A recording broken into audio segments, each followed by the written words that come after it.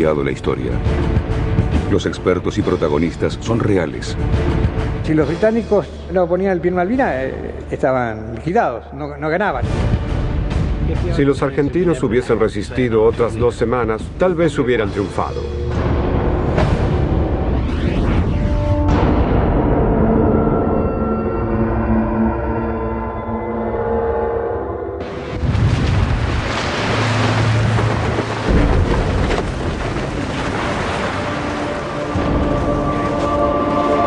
En las primeras horas del 2 de abril de 1982, un grupo de comandos de la Armada Argentina inició la ocupación de las Islas Malvinas. 800 soldados apoyados por buques de guerra y tanques anfibios lograron la rendición de la pequeña guarnición británica que defendía a las islas.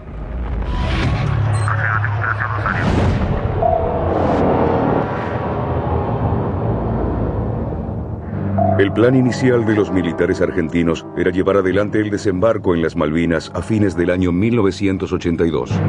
Si los argentinos hubieran mantenido su plan original, el resultado de la guerra pudo haber sido otro. En enero de 1982, el jefe de la Infantería de Marina Argentina, el almirante Carlos Busser, recibió instrucciones del comandante de la Marina, el almirante Jorge Anaya. Recibimos una orden para hacer un planeamiento preventivo para una operación de eventual recuperación de las Islas Malvinas que podía ejecutarse a lo largo del año 82.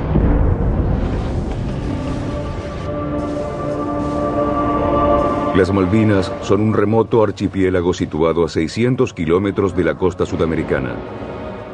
Desde su descubrimiento en el siglo XVII, fueron ocupadas por españoles, franceses, argentinos y británicos. La historia de este archipiélago está cargada de controversias.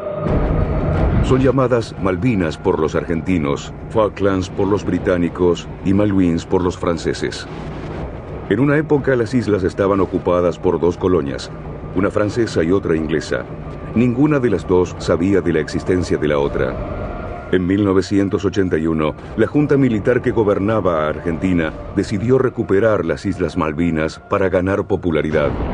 Esta causa era una de las pocas que podía unir a la descontenta sociedad argentina después de 5 años de dictadura.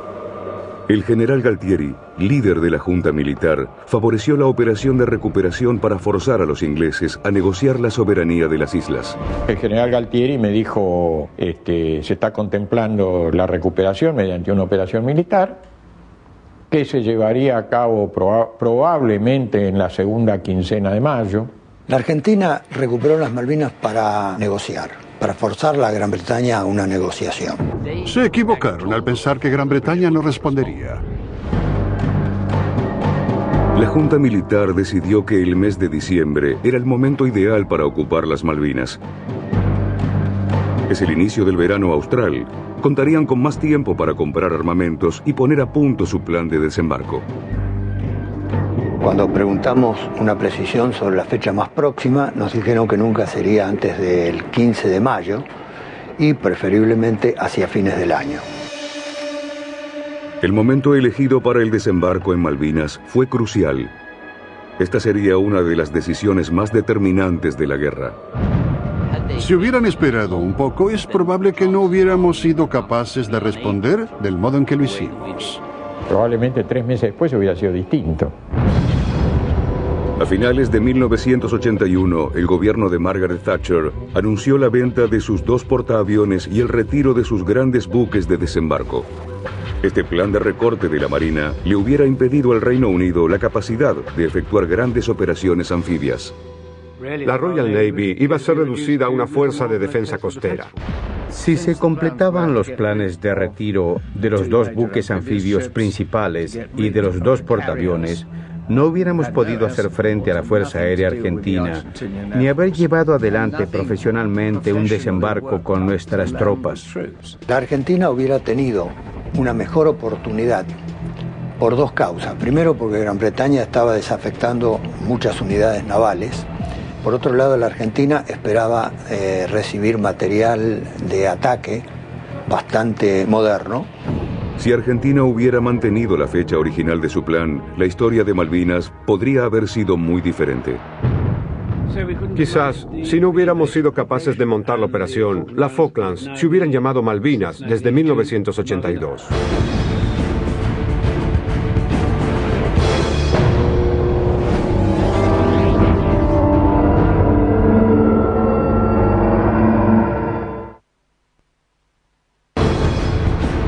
Esta es la historia de cómo Argentina estuvo muy cerca de ganar la Guerra de las Malvinas en 1982. El primer factor clave fue el tiempo. El plan original de Argentina era lanzar la operación a finales del mismo año. La Marina Argentina hubiera recibido en mayo de 1982 4 veces más misiles Exocet de los que tuvo durante la guerra. Junto con el avión Superétendard, el misil Exocet conformaban un sistema de armas que estaba fabricado, pensado para afectar o dañar y atacar buques del enemigo. Y para el 2 de abril recién lo estaba recibiendo. Había recibido algunos aviones, creo que 8 o 10, algo así, no estoy seguro, pero sí había recibido solamente 5 misiles Exocet. Si hubieran esperado 6 o 9 meses más para lanzar la operación, sospecho que no hubiéramos estado en condiciones de responder adecuadamente.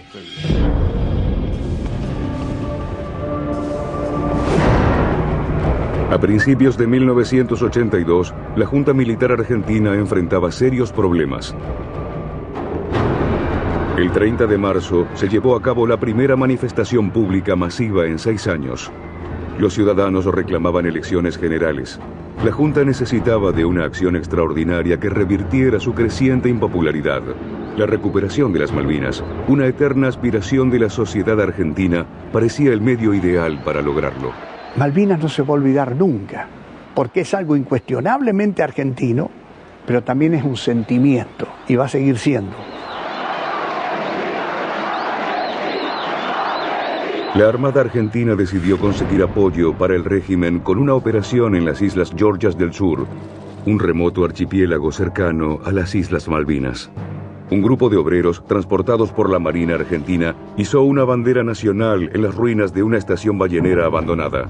El día 20 de marzo se empezó a configurar la crisis en las Islas Georgias, aquel famoso episodio con los chatarreros de Davidoff, porque izaron una bandera y esto no puede ser. Este acontecimiento alertó a Gran Bretaña.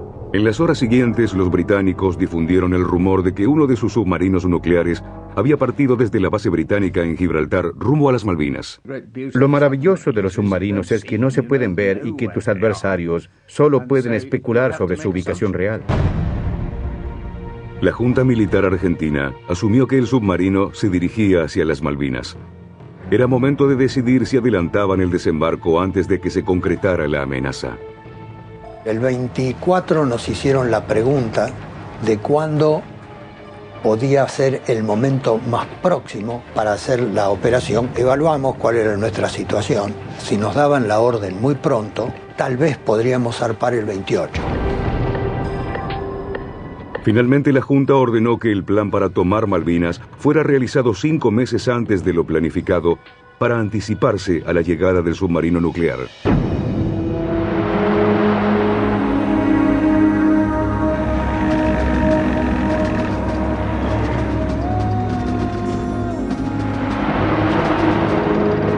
El hecho de que Gran Bretaña provocara y forzara el entredicho motivado por la presencia de los obreros argentinos en las Georgias hizo que la Argentina debiera adelantar su operación de recuperación en virtud de que era inminente la conformación de la fortaleza Malvinas por parte de Gran Bretaña.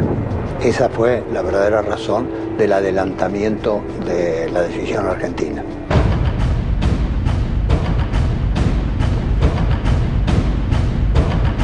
En realidad, los británicos no habían enviado ningún submarino hacia las Malvinas. Ellos supusieron que la idea de que un submarino nuclear nuestro viajaba rumbo al Atlántico Sur era cierta. Esto nos dio tiempo para alistar otros 3 submarinos nucleares para enviarlos a Malvinas. Si no hubieran malinterpretado la información, es probable que no hubieran lanzado la operación en abril. El momento elegido por los argentinos no podía ser más desfavorable. Las mejores naves de la flota británica se encontraban realizando ejercicios de guerra. Por esa razón, no les llevó mucho tiempo prepararse para responder al desafío argentino en el Atlántico Sur. Me sorprendió la rapidez con que nuestro gobierno resolvió la situación. En los años previos hubo muchas palabras y pocas acciones frente a situaciones como las de Malvinas. En realidad, yo esperaba que simplemente no sucediera nada. La flota británica se alistó tan rápido que no desembarcó de sus buques las armas nucleares que llevaba, un secreto que el gobierno británico ocultó durante años después de culminada la guerra. La Junta Militar en ese momento siguió pensando que la Task Force formaba parte de una operación de acción psicológica de Gran Bretaña para presionar, pero que la guerra seguía siendo el escenario improbable.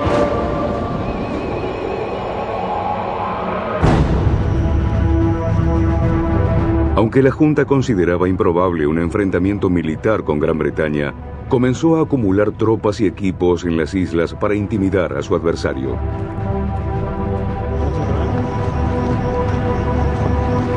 Sin embargo, sus mejores regimientos quedaron en la frontera occidental para prevenir una posible confrontación con Chile.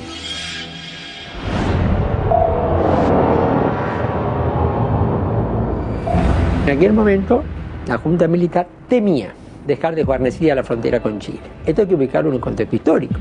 A fin del año 78, la Argentina había estado al borde de la guerra con Chile. No se podían sacar las tropas que estaban en la frontera con Chile por riesgo a que, si se avanzaba en el conflicto con los británicos en las islas, pudiera simultáneamente producirse una acción en dos frentes entre Chile y Gran Bretaña. Esta es la causa por la cual, ¿no es cierto?, se tomaron tropas del litoral y tropas del Gran Buenos Aires. Gran parte de los 11.000 soldados argentinos en Malvinas eran conscriptos poco entrenados provenientes de zonas del noreste de Argentina. Se trataba de regimientos poco adecuados para el clima frío y húmedo de las islas. Solo el 5º Batallón de la Infantería de Marina estaba preparado para la guerra que se avecinaba. Cuando yo me enteré por una infidencia, poco tiempo antes de que ocurriera el 2 de abril, adiestré al batallón, durante un mes lo saqué a campaña y lo hice trabajar exclusivamente de noche. El día para observar, la noche para trabajar. Yo siempre insisto, creo que la única unidad que estaba realmente equipada, aclimatada, ambientada para estar en esas condiciones, del lado nuestro, era mi batallón. Estuve seguro desde el principio de que la superioridad estaba en la gente. Nosotros no solo contábamos con los Royal Marines y los soldados, teníamos a los mejores de ellos. Además, recibimos el refuerzo de 2 regimientos de paracaidistas altamente entrenados.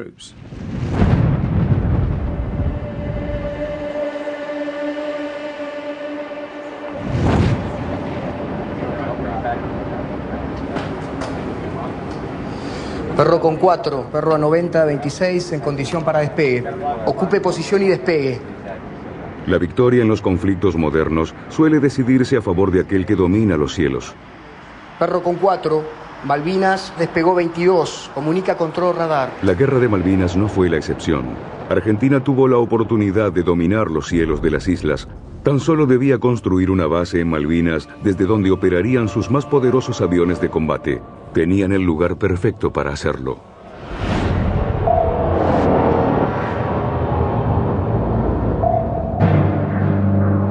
La pista de Puerto Argentino era ideal para aviones de pasajeros y carga, pero demasiado corta para los jets de combate. Esto obligó a la Fuerza Aérea a operar desde las bases situadas en el continente.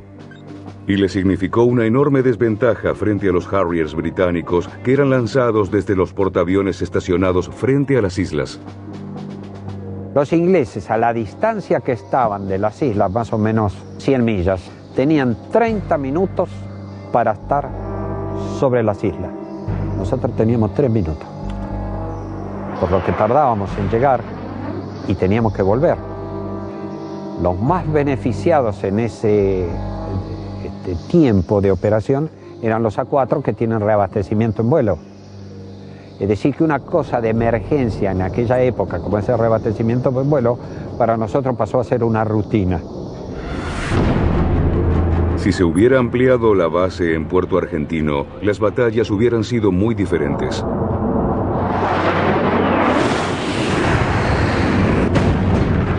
Los aviones argentinos, mucho más numerosos que los británicos, hubieran contado con el tiempo y el alcance suficiente como para llegar al corazón de la flota británica. Nos hubiera provocado serios problemas si sus aviones más rápidos hubieran llegado más lejos. Su efecto hubiese sido mucho más serio sobre nuestra flota y quizás hubieran logrado expulsar a nuestros portaaviones fuera de la zona de combate. La flota británica no podía permitir la pérdida de sus buques clave.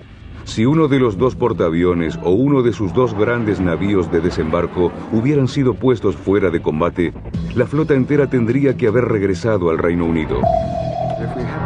Si hubiésemos perdido uno solo de los dos portaaviones, probablemente no habríamos podido sostener la campaña. Hubiera sido un problema operar con solo uno de ellos. Lo mismo sucedía con los dos buques anfibios que eran vitales para concretar el desembarco.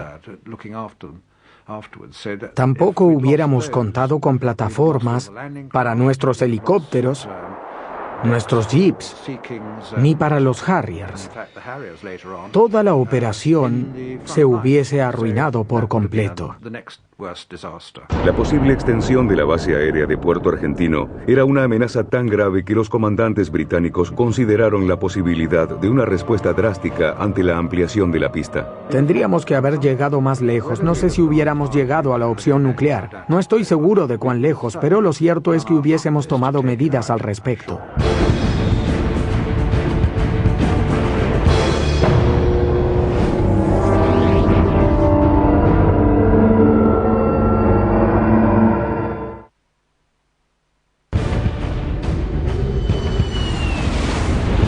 Esta es la historia de cómo Argentina pudo haber ganado la Guerra de las Malvinas en 1982. El 12 de abril, los submarinos británicos llegaron a las aguas del Atlántico Sur, notificando al enemigo que cualquier buque que se adentrara a menos de 200 millas de distancia de las islas sería hundido. La guarnición argentina en las Malvinas no había recibido los equipos necesarios para ampliar la pista aérea. No se hubiera podido instalar ahí esa base, porque técnicamente no estábamos en condiciones de trasladar todo el equipo de armamento. Un avión de caza bombardero o un avión interceptor necesita una pista más larga, pero aparte de eso necesita de otras cosas. Necesita de calles de carreteo, necesita de refugio, necesita dónde guardar el armamento, polvorines, camiones con el combustible y mil cosas más que el puerto argentino no existía. O sea que el hecho de alargar la pista no solucionaba el problema. Había que hacer una operación mucho más grande para completar una base con toda la infraestructura necesaria que requiere hoy un moderno avión de combate, ¿no? Perdida la oportunidad para ampliar la base aérea de Malvinas, los argentinos todavía tenían opciones para detener el avance de la flota británica.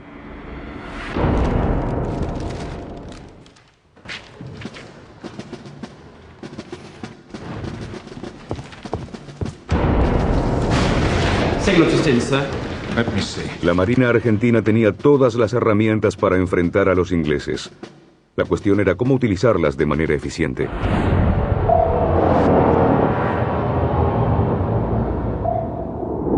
No dudaba respecto a que iban a comportarse profesionalmente. Podían causarnos graves daños. Argentina contaba con el veterano crucero General Belgrano, un sobreviviente del ataque japonés a Pearl Harbor en diciembre de 1941. A pesar de sus años, la artillería pesada del navío era un formidable desafío para los británicos. Conversé con el general Joffre, que era el comandante de la agrupación Ejército Puerto Argentino, y me dijo que el crucero General Belgrano iba a arribar a las islas iba a fondear en la rada del puerto argentino. Con sus cañones de 152 milímetros, el Belgrano podía alcanzar objetivos a 20 kilómetros de distancia, mucho más allá que cualquier cañón británico. Los cañones de 5 pulgadas del crucero disparando desde Stanley hubiesen profundizado los problemas que debíamos resolver. Hubiera sido un blanco prioritario para nuestros bombarderos Vulcan y nuestras fuerzas especiales. El 1 de mayo, la Armada Argentina intentó una maniobra sobre la flota británica con el portaaviones 25 de mayo por un lado y el crucero Belgrano por el otro. Intentó hacer el ataque el día 1 de la tarde. Esa pinza que yo estoy hablando, sí, ya los aviones estaban listos, estaban en cubierta, listos a despegar, listos a hacer el ataque. Lamentablemente ocurrió un hecho que no es único, pero que tampoco es frecuente. Hubo una calma de viento y no era posible hacer que los aviones salieran o decolaran del portaaviones, los aviones argentinos, cargados con suficientes bombas como para que la probabilidad de impactarle a un buque británico importante fuera razonablemente promisoria.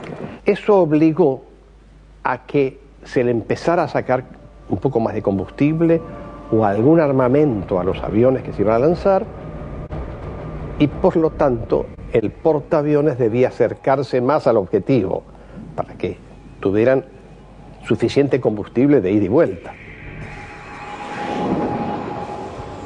Y en ese momento, cuando estaban acercándose, es cuando un avión de exploración inglés detecta al grupo de tareas argentino que estaba en acercamiento.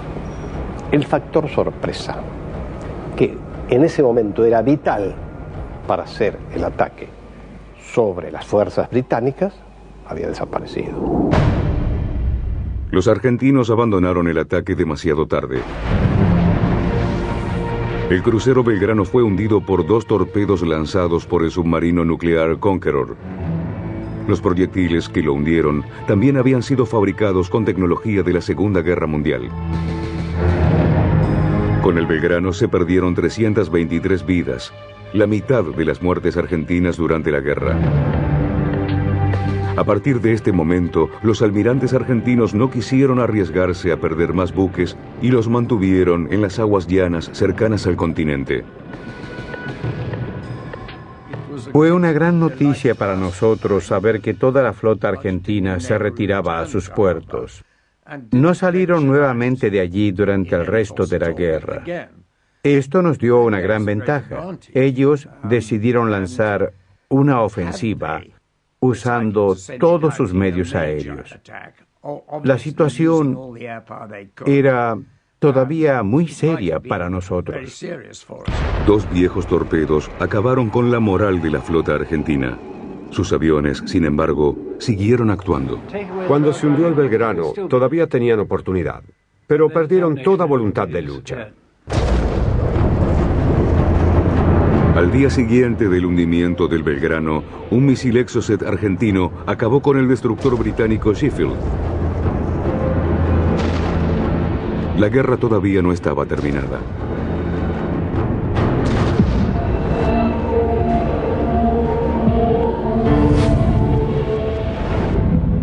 En la noche del 20 de mayo de 1982, las fuerzas británicas comenzaron el desembarco en las Malvinas.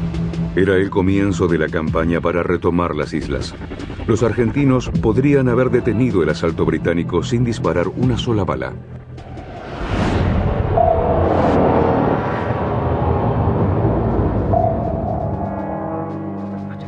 No creo que hubiéramos podido hacer mucho. Nuestros dragaminas hubieran sido destruidos por la aviación argentina. No hubiéramos ido a ningún lado. Imaginen el caos que podrían haber causado. Las minas hunden barcos y nuestro comando estaba a bordo de ellos. Hubiéramos tenido que volver a casa. El único modo que teníamos para saber si habían colocado minas era enviar un buque y ver si explotaba. En Malvinas tuvimos 37 de estas. Servía para minar la entrada al puerto, pero eran tan pocas Se pusieron algunas pocas minas a la entrada de la bahía de Stanley. La Armada no tenía minas, solo unas pocas unidades que databan de antes de la Segunda Guerra Mundial. Los argentinos contaban con pocas minas y muchos sitios que defender. Anticipar el lugar del desembarco no era una tarea fácil. Yo me acuerdo que en mis exposiciones, cuando fueron los comandantes en jefe, le dije que en Malvinas había no menos de una docena de lugares donde el desembarco era perfectamente factible. Todo dependía de lo que decidieran los ingleses.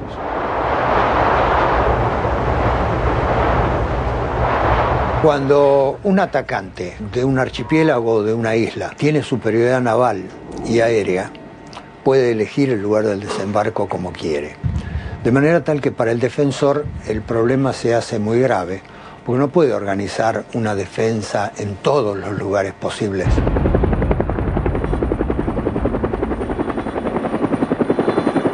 La inteligencia naval decía que no iban a poder desembarcar nunca en San Carlos, porque los británicos no iban a poner la flota en el estrecho porque estaban muy expuestos al ataque argentino, que ahí no lo iban a hacer. Entonces esa zona no se minó. Sabíamos que habían minado las playas cercanas a Puerto Argentino, las mismas que usaron en su desembarco.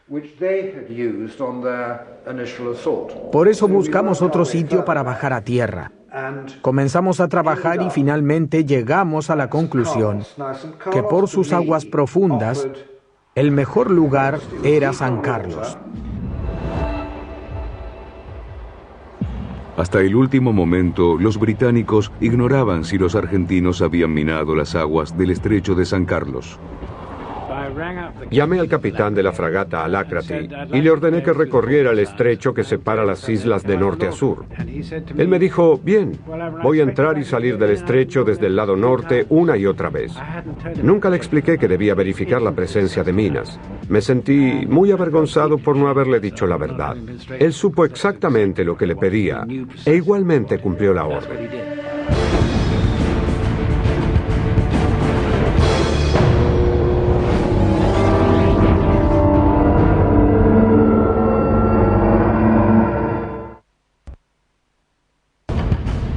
Esta es la historia de cómo Argentina pudo haber ganado la Guerra de las Malvinas en 1982.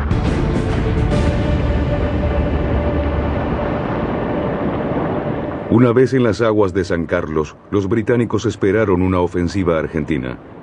El desembarco es el momento más vulnerable para cualquier fuerza anfibia.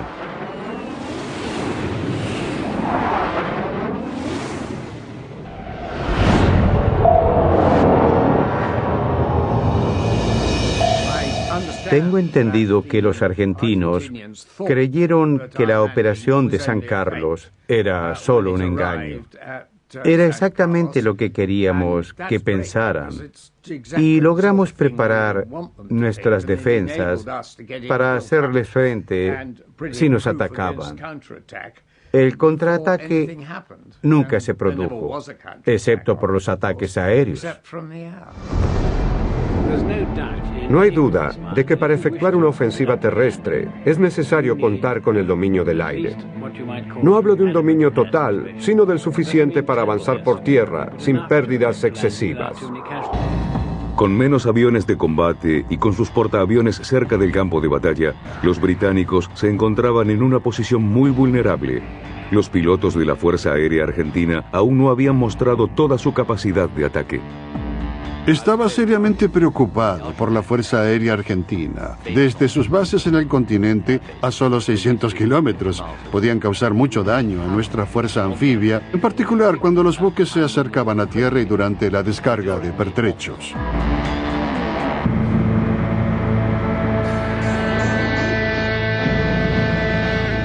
Los argentinos tenían además la ventaja de contar con numerosos objetivos de ataque. El día del desembarco, toda nuestra fuerza anfibia estaba en San Carlos y los buques escolta en la parte exterior de la bahía. Era fácil saber cuáles eran los buques que debían atacar. Sin embargo, muchos de los pilotos argentinos carecían de experiencia en este tipo de combate. Era una nueva experiencia para ellos. volaban 600 kilómetros sobre el mar y luego se lanzaban desde las nubes. Nunca lo habían hecho. Era una maniobra muy arriesgada. Para ganar la batalla, los argentinos debían atacar a los buques de desembarco, logística y transporte en el extremo de San Carlos. Sin ellos, los británicos no hubieran podido seguir avanzando. Los buques logísticos son el blanco principal. Lo que pasa es que para llegar a los buques logísticos, el que defiende su convoy pone una escolta destinada a hacer fracasar el ataque de los aviones enemigos. Los británicos habían colocado estratégicamente a muchos de sus destructores y fragatas en la puerta del canal para sorprender a los pilotos argentinos.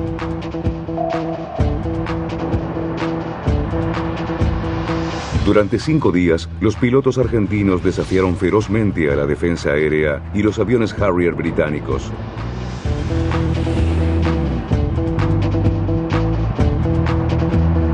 En la batalla perdieron 17 aviones y 10 pilotos.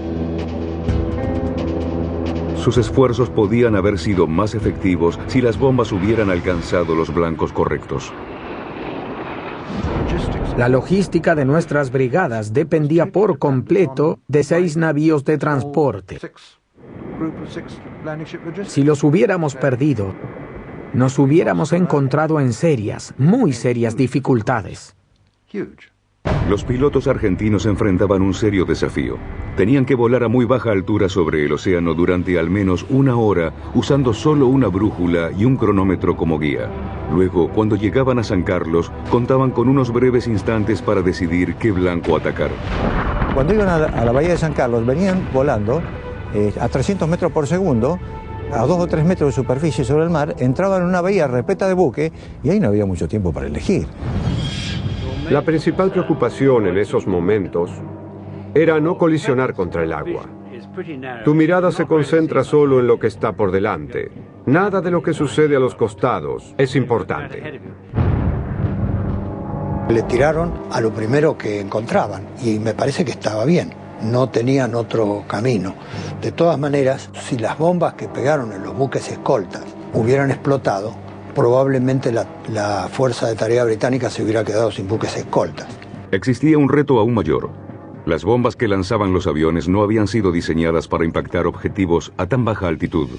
Tuvimos que ir a pelear con ellos con los elementos que teníamos a mano. Pero nuestras bombas, lanzadas de los aviones a tan corta distancia, si les poníamos una espoleta que explotase y no bien tocara en el buque, corríamos el riesgo de la misma explosión de la bomba derribar al avión. Entonces había que ponerle un pequeño retardo. Y el retardo hacía que la bomba atravesara de lado a lado el buque y si explotaba, explotaba afuera. De esa forma entonces hubo muchas bombas que no explotaron. Al menos en 14 ocasiones, las bombas argentinas que alcanzaron a los buques británicos no llegaron a estallar. Estallaron menos bombas de las esperadas, casi la mitad. Si hubieran explotado, nos hubieran derrotado. Las bombas no explotaban porque no estaban previstos para ese tipo de blanco. Tuvo que ser todo improvisado en los días previos. Cuando se tuvo conocimiento de que Gran Bretaña mandaba la flota, sacamos nuestros aviones a hacer pruebas con los destructores 42 de nuestra armada. Si las espoletas de las bombas hubiesen sido correctamente armadas, no me cabe ninguna duda de que hubiésemos perdido. Hubiésemos perdido el doble de buques de guerra, anfibios y mercantes. A pesar de los desaciertos y de las bombas que no explotaron, los aviones argentinos debilitaron a la flota británica. Después de 5 días de intenso combate, el almirante Woodward estuvo a punto de comunicar a Londres que la guerra estaba perdida. Consideré seriamente la posibilidad de llamar a casa para decir que habíamos perdido. La situación parecía indicar que pronto estaríamos fuera de juego. En algún momento hay que comenzar a pensar en terminar con todo.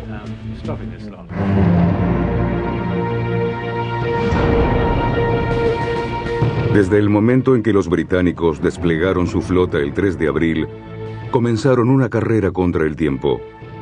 Nada más el viaje hasta las Malvinas les había tomado 19 días.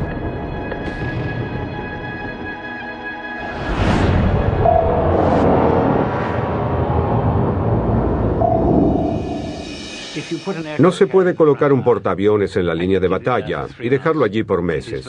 3 meses es el límite de tiempo.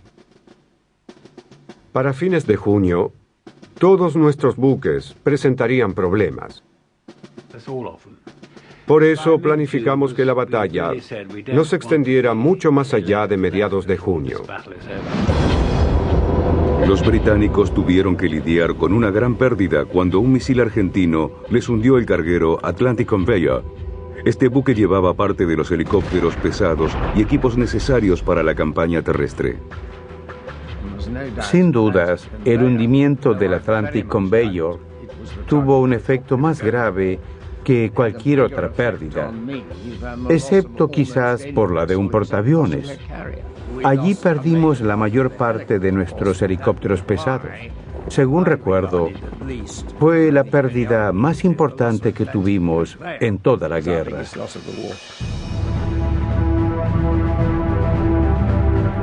El naufragio del Atlantic Conveyor causó serios problemas a los británicos a la hora de mover sus hombres y artillería a través de las islas. La flota británica se encontraba al límite de su resistencia en alta mar.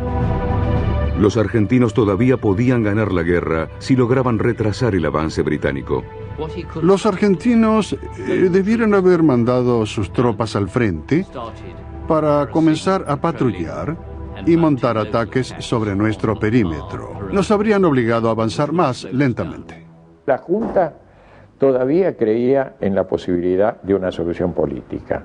Y yo se los transmitía a mis fuerzas, diciéndole, señores, cuando nos ataquen los ingleses tenemos que resistir a cualquier precio, porque después de eso tenemos posibilidades de una negociación seria para recuperar las islas. Una vez en tierra firme, los regimientos británicos estaban en desventaja. Se encontraban a miles de kilómetros de sus bases y con menos hombres que sus adversarios. Era crucial obtener una victoria rápida antes de agotar sus municiones y suministros.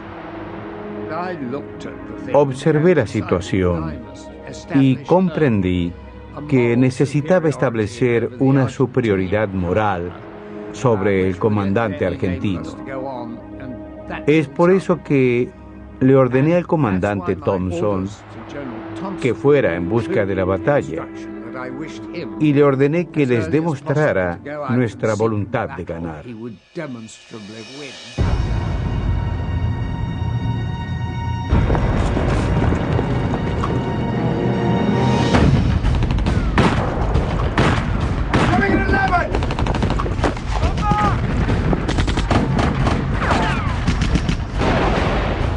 Los británicos decidieron hacer su primer ataque terrestre sobre la pequeña guarnición de Darwin, Pradera del Ganso, en lugar de dirigirse a Puerto Argentino, el objetivo principal de la guerra. Por tratarse de un destacamento menor, Pradera del Ganso parecía el sitio perfecto para una victoria fácil.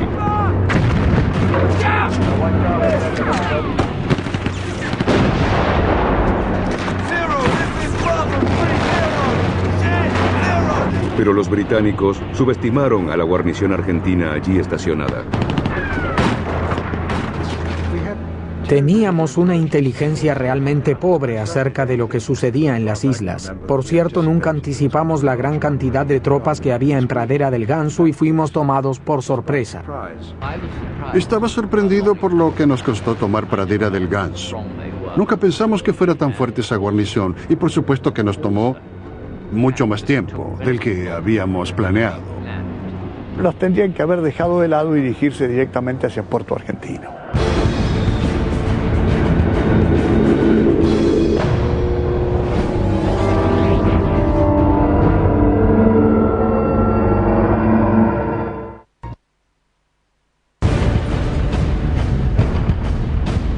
Esta es la historia de cómo Argentina pudo haber ganado la Guerra de las Malvinas en 1982.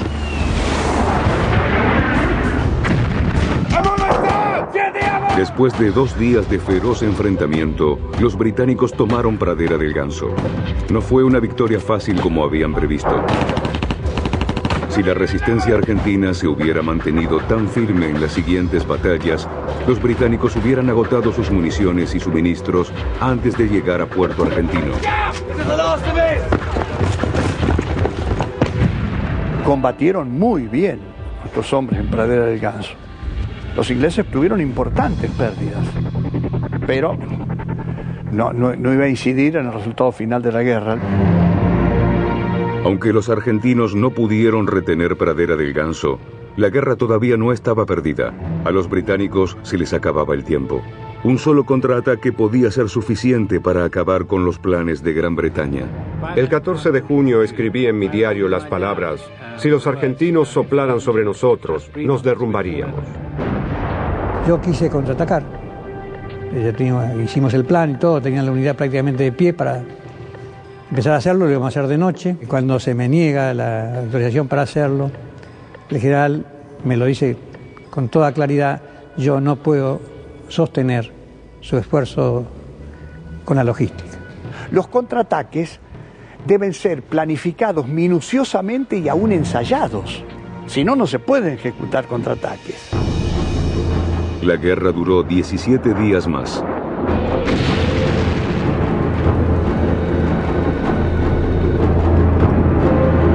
Los problemas que afectaron a las tropas argentinas desde el inicio de la guerra empeoraron con las siguientes batallas.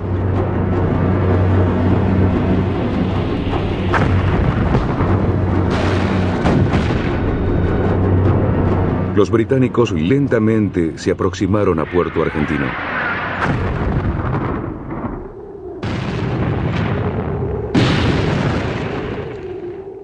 Cuando los británicos llegaron a la capital de las Malvinas, los argentinos ya estaban muy debilitados.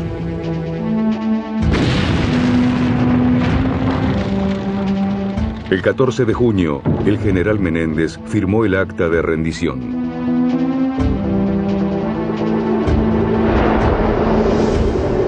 Yo le dije aquella mañana del 14 de junio al general Galtieri: yo no puedo exigirles más a soldados que han peleado tanto y que han dejado tanto. Ahora tenemos que asumir una responsabilidad histórica. Bueno, yo la asumí. Era mi misión como comandante en ese momento.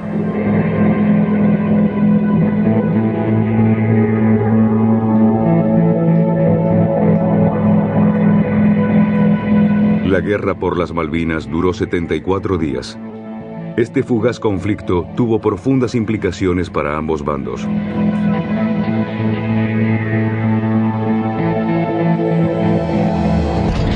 La caída de la Junta Militar Argentina fue acelerada por la derrota en una guerra que intentaba recuperar la confianza de un pueblo desilusionado. El punto central para entender la Operación Malvinas es que se partió de un supuesto erróneo. El supuesto erróneo era que Gran Bretaña no iba a reaccionar militarmente. Mientras que en el Reino Unido, Margaret Thatcher llegó a la cima de su popularidad gracias al renovado patriotismo que provocó el triunfo en la guerra. Ella y su partido resultaron ganadores en las siguientes elecciones generales. Hoy, las Malvinas siguen en manos de los británicos. Yo creo que debería haber desobedecido las órdenes y contraatacado.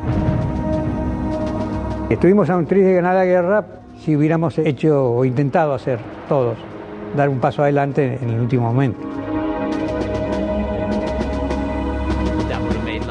Eso nos hubiera complicado y eventualmente hubiera entorpecido el avance británico, causando muchas bajas, y podría haber forzado a la opinión internacional a presionar a Gran Bretaña para llegar a algún tipo de acuerdo. Creo que pudo haber habido un determinado momento una tregua, un armisticio, ¿no es cierto? Pudo haber habido una solución intermedia. Lo que pasa es que, dado el fervor que se había generado en la Argentina, cualquier alternativa a estas características hubiese parecido una derrota política de la Junta Militar. Cuando comenzó la Guerra de Malvinas, en abril de 1982, su resultado era incierto. Alguien dijo que el arte de la guerra consiste en cometer menos errores que el oponente. El conflicto por las Malvinas lo demuestra. Un error menos de los argentinos y uno más de los británicos pudieron haber cambiado el curso de la historia.